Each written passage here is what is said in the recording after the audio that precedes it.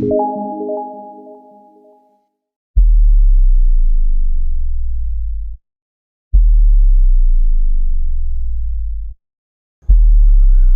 us begin mathematical reasoning. Now, before we even begin, let us discuss reasons why we are actually discussing this chapter, why we are studying this chapter.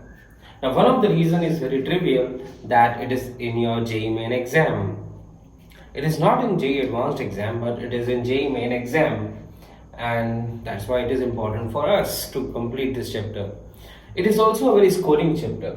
So if you get a problem from this chapter, then it's very likely that you will be able to solve it. The second reason why we are studying this chapter is this one, that after studying this chapter, your understanding of mathematics will improve. You will be able to appreciate mathematics at a much deeper level because you will be able to understand theorems more clearly. That is a very specific goal of this chapter, that after we complete this chapter, we will be able to understand what a theorem is trying to say. You have seen many theorems, right? You have seen theorems which contain phrases like if and only if. Remember, if and only if, then, yes. Now, you have seen many theorems like that. This chapter will improve your understanding about how to interpret those theorems correctly without making some very usual mistakes that you may end up with. So after studying this chapter, we will be able to interpret theorems correctly. That's the most important goal of this particular chapter, and that's why I want you to study this chapter, because later on many theorems will come, and if you know this chapter, those theorems, the structure of those theorems will be clear to you, what they are trying to say. You will be able to interpret them more correctly. That's the goal. All right, fine. Consider this example. This example is taken from the chapter Continuity and Differentiability. It's a theorem. You have seen it, you will see it there, and some of you might have already seen this theorem, that if a function is differentiable at a point, then it must be continuous at that point. Alright, the theorem is very simple. If a function, any function, is differentiable at a point, then it must be continuous, it must be also continuous at that point. That's a theorem. Okay, you might not have understood the exact wording of the theorem, but if you will know this chapter, if you will study this chapter, then you will be able to appreciate the fact that if I write this, that if a function is continuous at a point, then it must be differentiable at that point.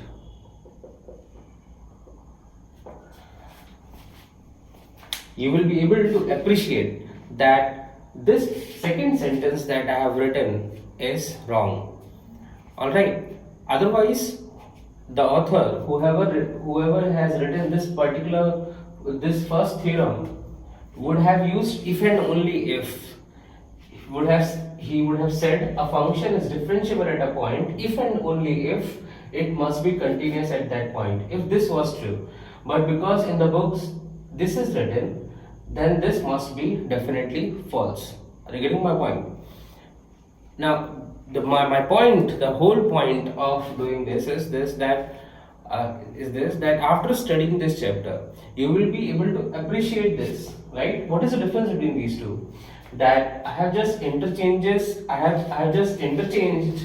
them. If a function is differentiable at a point, and here I am saying if a function is continuous at a point, right?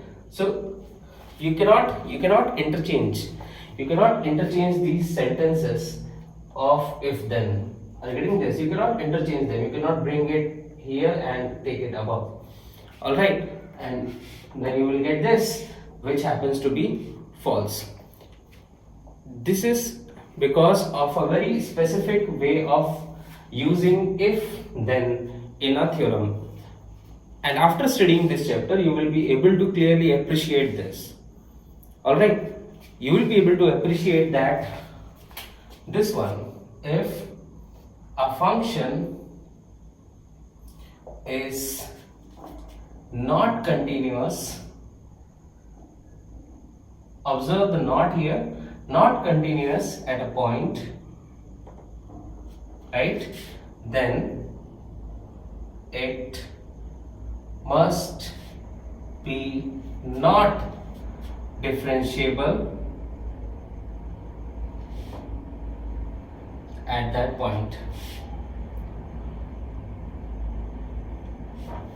You will be able to appreciate that the third one is the same as the first one. Alright, to be more clear, this is a true theorem. Are you getting this? This is a true theorem, no doubt about that, right? But what I have written here is false. This is false. Alright, this is not true at all. Is that okay? This is called as converse of the theorem. This is the converse of the theorem. To form the converse of a theorem, you interchange these sentences of if then. Like this sentence will come here, that sentence will go there, and you get a converse. And this is called as contrapositive. This is called as contrapositive of the theorem, right? So the point is, after studying this chapter, you will be able to realize it clearly that these two are exactly the same, they are true, but this one happens to be false. Is that okay? And you need not know at all whether what is continuity and what is differentiability. You need not know this at all to understand that second one is false. That's my whole point. These little nuances you will be able to understand after studying this chapter. Alright? Okay. Now the question arises, what is reasoning? We are studying the chapter mathematical reasoning. What is reasoning there? What is reasoning? So let us explain reasoning. Reasoning is all about drawing conclusions. Reasoning is drawing conclusions from given information. For example, suppose I'll give you some information and you draw a conclusion. Alright, and when you will do this process is reasoning. Alright, so here's the information. Suppose there is a classroom which contains 25 chairs. There is a classroom which contains 25 chairs. Information number 1.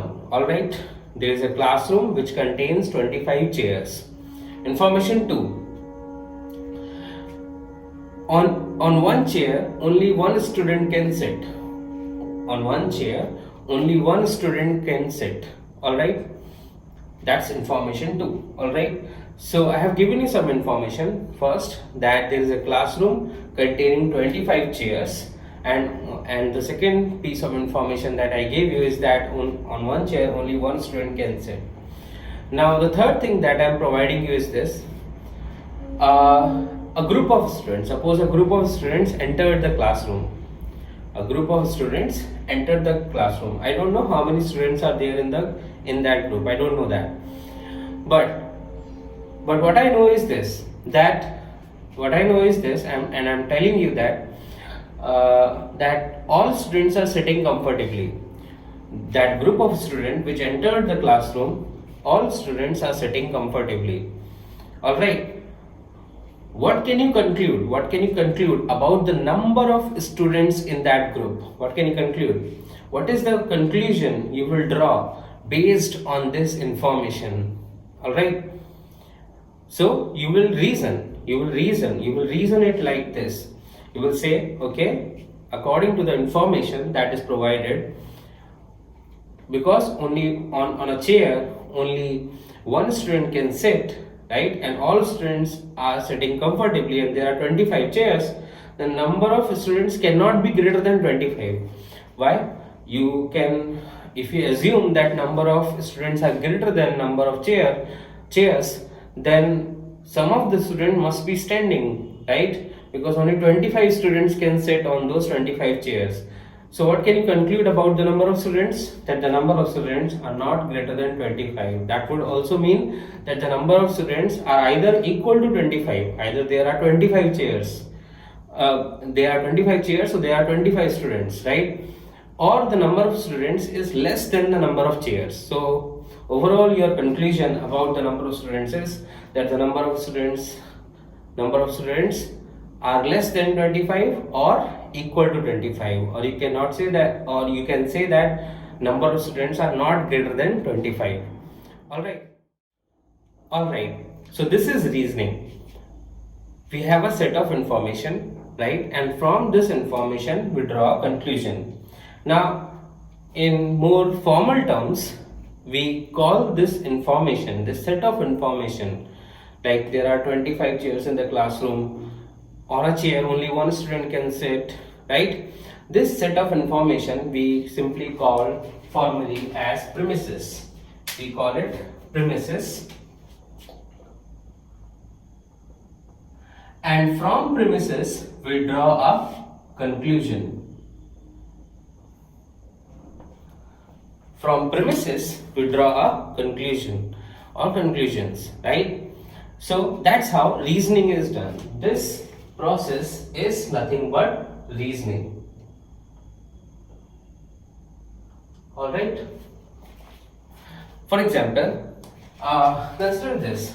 I have a premise 1, that all humans are mammals. All humans are mammals. I have this information that all humans are mammals, which is a true information, right? A true premise we say. All right. And premise 2,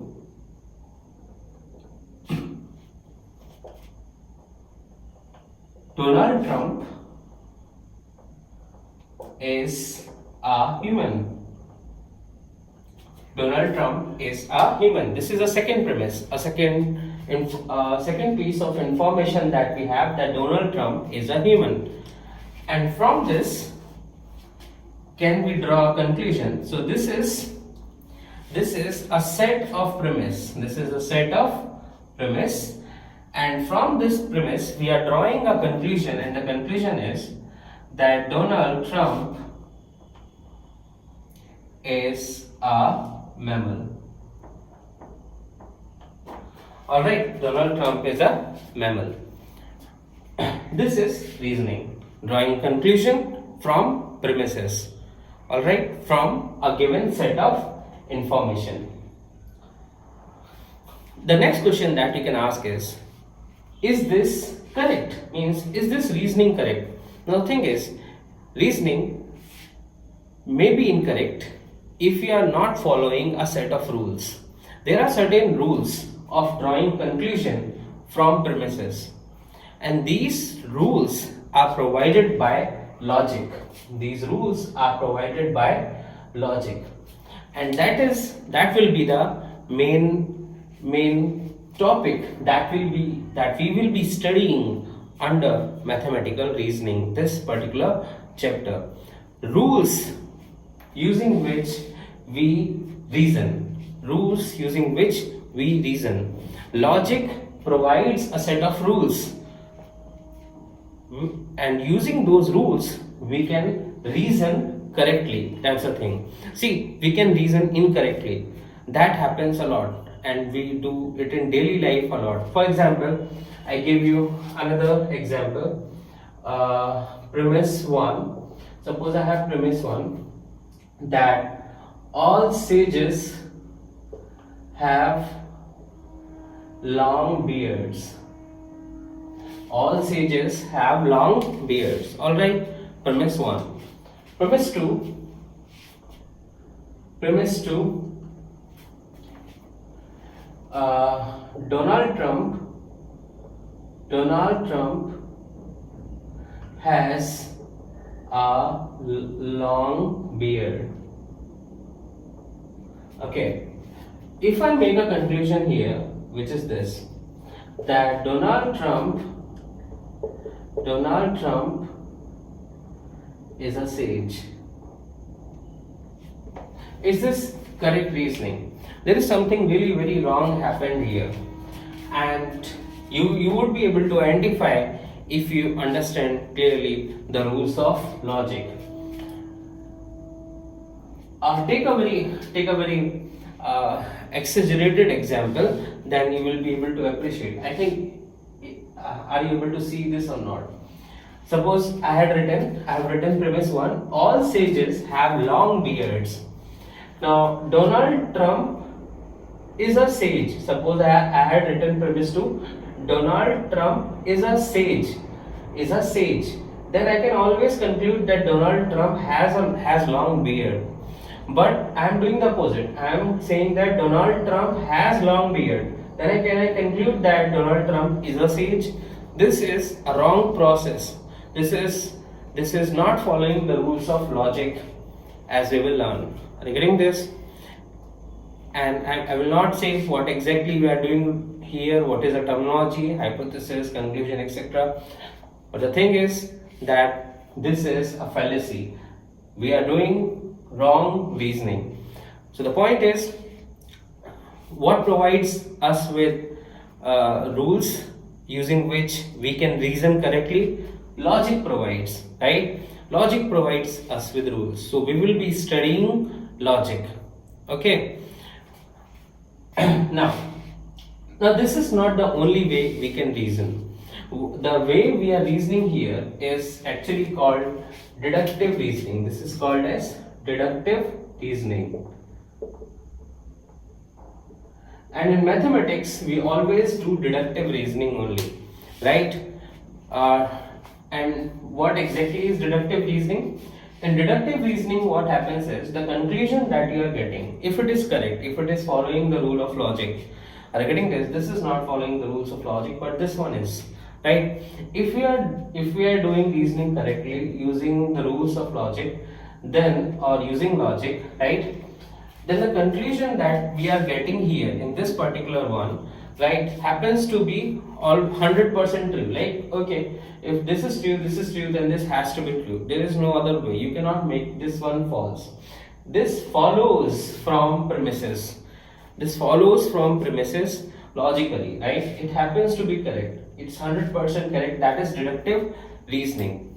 Now, to appreciate what I just said, that it is 100% correct, 100%, to appreciate that 100%, you will have to look at other kind of reasoning which we call as inductive reasoning. Now, what is inductive reasoning? Look at this example. Suppose I have a premise here that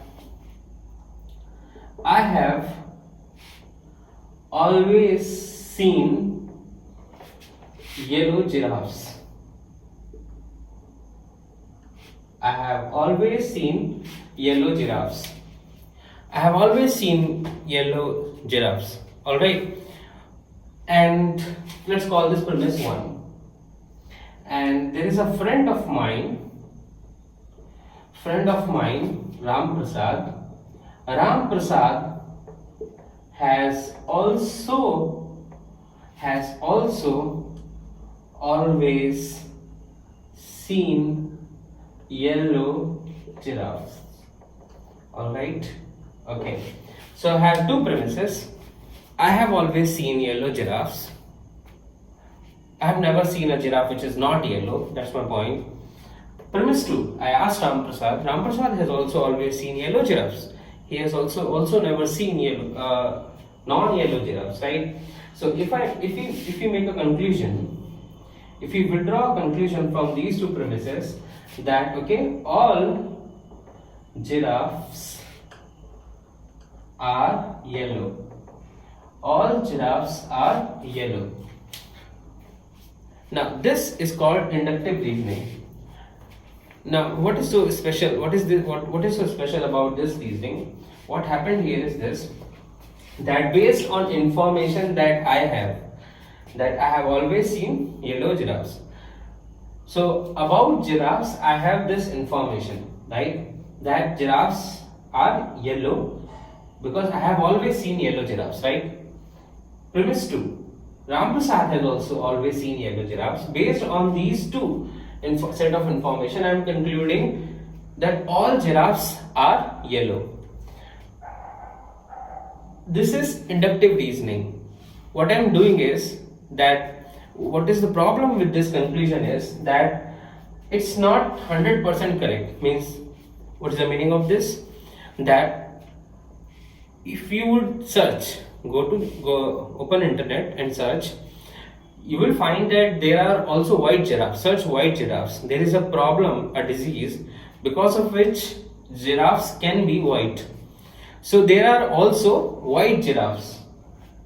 So the conclusion based on the information that I had and Ram Prasad had, our conclusion that our generalization on all giraffes, that all giraffes must be yellow, happens to be false, because it can be proven wrong. So the conclusion here can change. It's not 100% true. What we say is that the conclusion is probable. It's more correct to say that all giraffes are probably yellow. All giraffes are probably yellow, or maybe some giraffes are yellow, because we have only seen some giraffes. We have not seen all giraffes. Regarding this, that would be more correct to say. So the conclusion here happens to be not 100% true. It can be made false by showing a white giraffe. Are you getting this? So this is the idea, right? This is inductive reasoning. Look, one more important difference between deductive reasoning and inductive reasoning here, that in deductive reasoning, we know there is, look at premise 1. This is a general information. This is a general information about humans, that all humans are mammals. So a general information, and from that general information I have concluded a specific fact. I have concluded something specific about a person, Donald Trump. Are you getting this? Okay. But in case of inductive reasoning, this is the example of inductive reasoning, right? Inductive reasoning, I had the information, I had the specific information, and from there I have concluded some general fact about all giraffes. Are you getting this? So in deductive reasoning, from general you go to specific, you conclude specifically. But in case of inductive reasoning, from specific you conclude a general fact. Are you getting this? And that's why it becomes probably true, not always 100% true. Are you getting this? Take one more example to be more clear. Right? Suppose I say that I have a premise here. I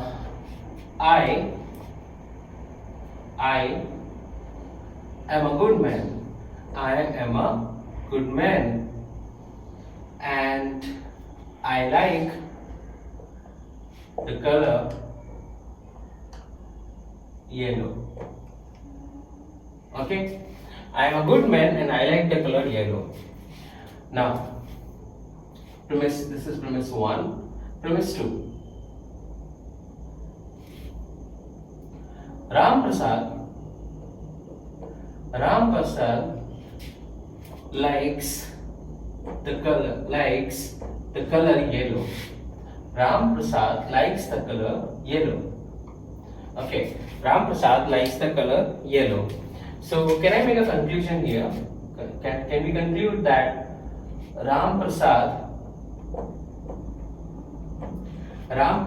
is a good man? Ram Prasad is a good man. Yeah, you're getting this? I have a very specific information about myself, that I am a good man and I like the color yellow. I have somehow correlated them together, that though whoever likes the color, whoever is a good man likes the color yellow. I have generalized it to everybody. So Ram Prasad came. Ram Prasad likes the color yellow. But can I conclude that he is a good man? I cannot, right? I cannot conclude that somebody is a good man just based on what color they like. Are you getting this? So this is an example of inductive reasoning, where from something specific I have concluded it for everyone else, right? Because I like the color yellow and I am a good man, then anybody who likes the color yellow must be a good man. Or if somebody is a good man, he must like the color yellow. I cannot conclude that for everybody by just taking an example of myself. Is that okay? Take a more specific example to understand the difference between inductive reasoning and deductive reasoning, and how they are useful, where they are useful. Let us take another example which is more mathematical. Suppose what is 1 plus x raised to the power 0? 1 plus x raised to the power 0. Yes, you would say it is equal to 1, right? It is equal to simply 1, right? Where x is some real number, a variable, just that's it. 1 plus x raised to the power 0. How much is 1 plus x raised to the power 1? Yes, how much is this equal to? Okay, alright, no doubt you would understand that this is equal to 1 plus x itself, right? Because it is 1 plus x raised to the power 1. How much is 1 plus x raised whole square? Right, that would be equal to, it's basic mathematics, you can do it in rough and you already know the formula, that is 1 plus 2x plus x square, right? No doubt about that.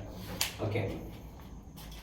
How much is 1 plus x raised to the power 3? 1 plus x whole cube. What is the expansion of this? Do it in rough, or you might already remember this, that this is equal to nothing but 1 plus 3x plus 3x square plus x cube. Alright, this is the expansion of 1 plus x whole cube. What is 1 plus x raised to the power 4? 1 plus x raised to the power 4 is equal to how much? It is equal to 1 plus, you can do it in rough quickly, right? How much is power 4? And you will realize that it is equal to 1 plus 4x plus 6x square plus 4x cube plus x power 4. Alright, similarly we can find out what is 1 plus x raised to the power 5. Alright, and that would be equal to 1 plus 5x plus 10x square plus 10x cube plus 5x power 4 plus x power 5. Are you able to, while I am writing this and why I am writing this so slowly, is this that are you able to see the pattern? Some pattern in these expansions as I am increasing the power of 1 plus x, right? Are you seeing some pattern in the coefficients? Right, you are seeing that whenever you have 1 plus x raised to the power 5, so the degree of the polynomial that you are getting is 5, right? X power 5. For 1 plus x power 4, it is x power 4. This pattern you are clearly able to see. You can see the pattern about the number of terms, like 1 plus x raised to the power 5 has how many terms? 1, 2, 3, 4, 5, 6. This has 1, 2, 3, 4, 5. This has 1, 2, 3, 4. 1, 2, 3. And power 1, 1, 2. When the power is 0, there is only one term, right? So what's a pattern you are seeing? You are seeing that if you have 1 plus x raised to the power n, where n is a natural number, right? Where n is a natural number, any natural number, 1, 2, 3, 4, 5, 6, 7, 8, 9, 10, any natural number, right? Then number of terms in the expansion will be 1 greater than the power, because when you have 5 here, these are 6 terms. When you have 4 here, these are 5 terms. So when you have n here, you can conclude that you will have n plus 1 terms. Now this kind of reasoning that you did here to conclude the number of terms in the expansion of 1 plus x raised to the power n is an example of inductive reasoning, and we call this pattern based reasoning. Based on a pattern, right, we are reasoning. It's an example of inductive reasoning. From some examples we are generalizing to all natural numbers. Are you getting this? This is inductive reasoning. Okay, so we end up with that. What is the conclusion we are drawing? From this pattern we draw this conclusion that 1 plus x raised to the power n has n plus 1 terms. Alright, we can draw this conclusion. But is this conclusion correct, right? Is this conclusion really correct? What if it fails? Because I have only seen 6 examples. What if it fails for 1 plus x raised to the power 100? It does not have 101 terms. Maybe that has 102 terms. How can we be sure? We will have to check, but that, as you can see, that is very difficult to check, right? It keeps on increasing, writing 100 terms, more than 100 terms. Are you getting this? So what do we do? For this we have deductive reasoning. We have deductive reasoning. In deductive reasoning, we are not generalizing, right? We will be able to prove this for any value of n, and we will learn this. We will learn how to do this in a chapter called mathematical induction, where we will be able to prove patterns like this. We will be able to prove patterns like this. Conclusions which we have obtained based on patterns, we will be able to prove them using deductive reasoning. That we will do in the chapter mathematical induction. Alright, fine. Okay, what else can we conclude from here, right? You can conclude what we call as Pascal's triangle, right? What is Pascal's triangle? Look here. By looking at the pattern, we can see that if I write 1 here and coefficients of the next expansion 1, 1, then look at the coefficient of the next expansion 1, 2, 1, 1, 2, 1. Observe this, the first and the last are always 1 if you see carefully, right? And the middle one, this one here, this is the sum of those two. It will be more clear if we write the next one 1, 3, 3, 1. 1, 3, 3, 1. Look here, 3 is the sum of 1 and 2. 3 is also the sum of here 2 and 1. Alright, 2 is the sum of 1 and 1. Okay, write the next one 1, 1, 4, 6, 4, 1. You can see 1 plus 3, 4, 3 plus 3, 6, 3 plus 1, 4, and similarly you can write the next one, that is 1, 5, 1, 5, 10, 10, 5, 1. Again you can see 1 plus 4 is 5, 4 plus 6, 10, 6 plus 4, 10, 4 plus 1, 5. Alright, so that's the point, right? So based on this, you can clearly see the pattern. Now the question is, if I conclude from here, that this pattern holds and it is true for all natural numbers, what I will be doing is the pattern based reasoning or inductive reasoning. Alright, which again I repeat might be an incorrect conclusion. We will have to prove it using deductive reasoning. In deductive reasoning, conclusions are always 100% true. They always follow premises. But here, conclusion may be false for some example. But based on these examples, when I am concluding that it is true for all natural numbers, then that is inductive reasoning. Not always 100% correct conclusions. But this pattern based reasoning is at least helpful in learning from patterns, right? We are able to learn from patterns. We will be able to later on maybe prove it, right?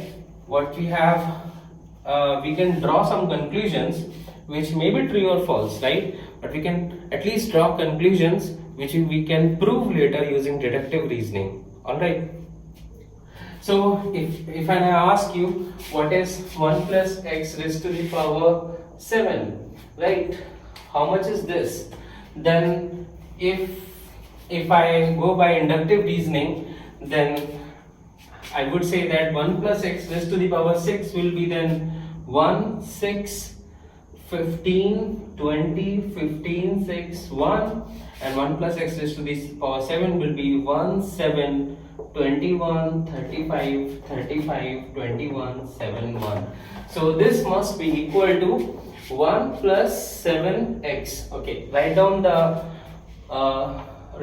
x in increasing order, x power 0, x power 1, x power 2, x 3, x 4, x 5, like that. So 1 plus 7x plus 21 x square plus 35 x cube plus 35 x power 4 plus 21 x power 5 plus 7 x power 6 plus x power 7. So we end up with this expansion, alright, which might be true or false because we have not proven it yet anyway, but we can draw this conclusion inductively. Okay, and using mathematical induction we can also prove this conclusion deductively regarding this, that this happens to be actually true. Alright, so that's the idea, and what we will be again let me repeat what we will be learning in this chapter. We will be learning now about logic. Now logic guides reasoning. What I did here is just a very basic introduction to reasoning. In mathematics, we always do deductive reasoning. We always want 100% true conclusion, not probable conclusions. Alright, we don't do inductive reasoning. We only do inductive reasoning to think, means to draw conclusions from patterns which we can prove using deductive reasoning later. Regarding this, so mathematics is all about deductive reasoning. So we will be learning about logic because, as I said, logic provides us with a set of rules, and using those rules we draw conclusions. So we will be learning about those rules. Alright, now if you look carefully in many of the examples, I was writing sentences like when I said premise 1, all humans are mammals. Premise 2, that Donald Trump is a human. These sentences are what we call as propositions. These sentences are called as propositions. And what we are going to discuss next is propositional logic, means logic or set of rules for propositions. Is that okay? So this is what we are going to study next.